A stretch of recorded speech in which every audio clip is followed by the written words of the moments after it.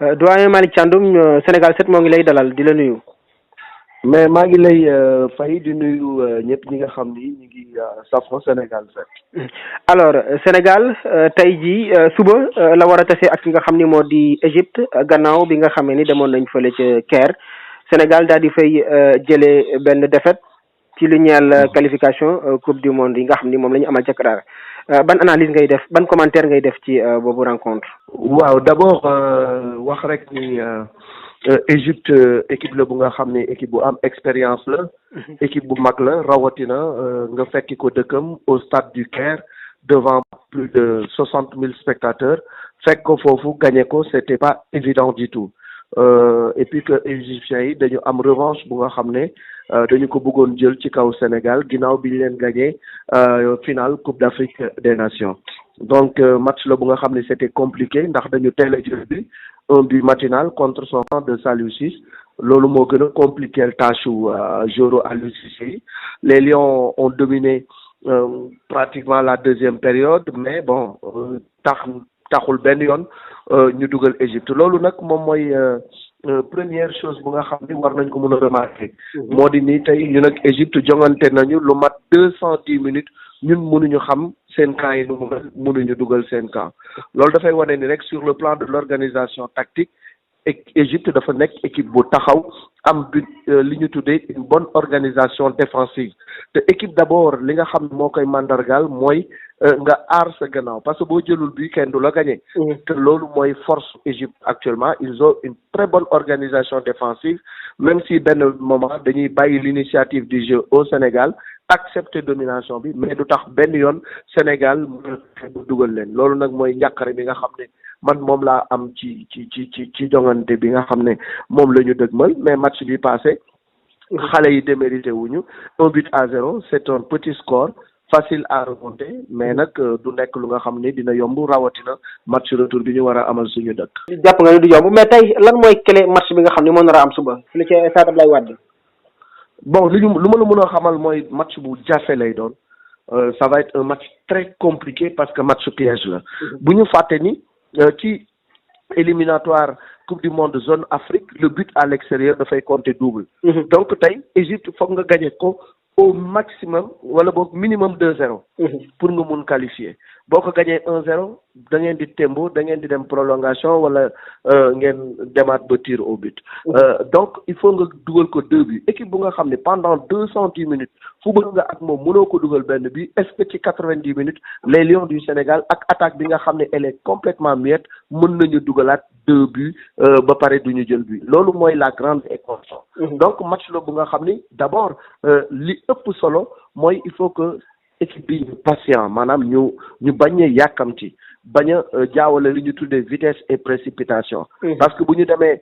aveuglément à l'abordage Égypte ils ont des éléments dangereux ci kanam rawatina Mo Salah Trezeguet et cetera à tout moment mën nañu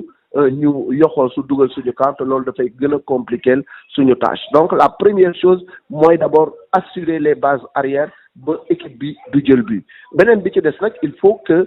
Aliou Cissé gën a osé ci li nga xam ne moom la ñu tuddee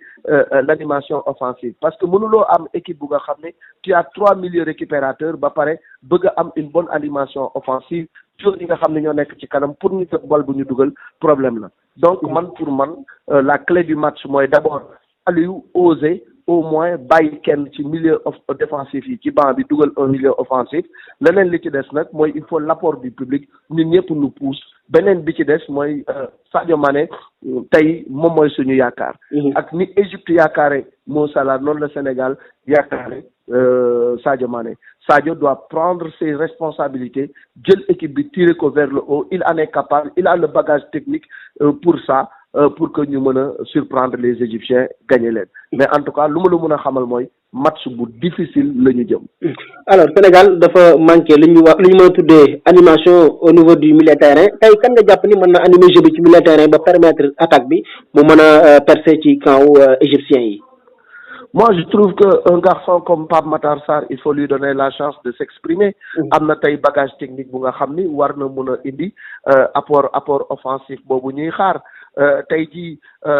xale bi nga xam ne moo di Pape Gueye depuis la Coupe d'Afrique des Nations. bi mu migré Marseille il a pris du vol il a pris de l'ascendant, il a pris du volume même si c'est un milieu défensif mais xale bi bu nga xam ne am na apport offensif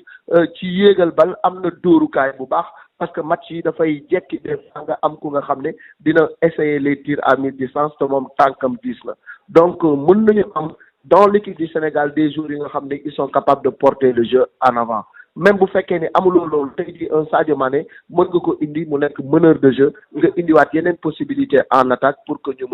ñu mën a surprendre les Égyptiens mais en tout cas il faut une bonne animation offensive mais il faut aussi ñu am ay attaquants yu xereñ des vrais tueurs c'est ça qui manque à l'équipe du Sénégal. justement amul benn boo mën ni dut baaraam ni kii bu match di compliqué mën na régler suñu problème. Boulaye Dia Famara moom moo tane di dugal de temps en temps. mais buteur patenté loolu aussi amuñu ko donc il faudrait absolument que suñu attaquants yi yeewu dans l'animation offensive ñu am un milieu offensif bu mën a apporter le jeu devant. alors ci milieu terrain boobu ba tey ci la ñuy desandi rek gis nañ Gana Gueye depuis CAN bi ba léegi ni mu meloon. xaw na des ci performance am tey jii est-ce que jàppoon ni rek mënoon na bañ a départ ci match bi nga xam ne moom lañ dëgmal. waaw xam nga Gana il fait partie des cadres il fait partie des joueurs clés de l'équipe nationale. mais il dafa nekk ci période bu nga xam ne période bu difficile la aussi bien en club qu'en équipe nationale dafa am jafe-jafe pour enchaîner performance yi ko doon gisal daaw ak daaw jéeg donc il est en baisse de régime même dafa commencer perdre confiance boo amee joueur bu mel noonu nag. À la limite benn instant il faut nga oser teg ko ci banc bi mais mënoo teg Gana Gueye pendant toute la Coupe d'Afrique des Nations et les éliminatoires il n'apporte pas li ñuy xaar ci moom nga insister ci bàyyi ko ci terrain bi même s'il a de l'expérience à un certain moment il faut apporter la rupture Pape Gueye bi ma doon wax mën nga ko jël à sa place comme Cheikhou Kouyaté aussi mën na génn jox Pape Gueye place am donc à un certain moment il faut que Aliou ose loolu mooy nga jël un cadre teg ko ci banc bi jël ay xale yu nga xam ne ils ont faim ils ont soif ils ont envie de prouver quelque chose nga dugal leen ci biir terrain bi mais Idrissa vraiment depuis quelque temps ce n'est plus le Idrissa Gana Gueye qu'on connaissait Idrissa Gana Gueye bi ñu doon comparé ak N'Golo Kanté ak bi ñuy gis jamono ji wax dëgg yàlla wute na quoi. coach bi woo na Sénégalais yëpp ñu ñëw habillé couleur nationale ñëw fi nga xam ne moo di stade bi tey est-ce que jàppoon ni day gën a augmenter pression bi ci joueurs yi. non la pression tey jii ci camp Égypte lañ ko war a nekk donc tey li nga xam ne moom la coach wax dafa am solo parce que tey ku ne gis na bi ñu demee au stade du Caire may ñu jàmm dañu ñëw pousser seen équipe dans les moments difficiles équipe dafay soxla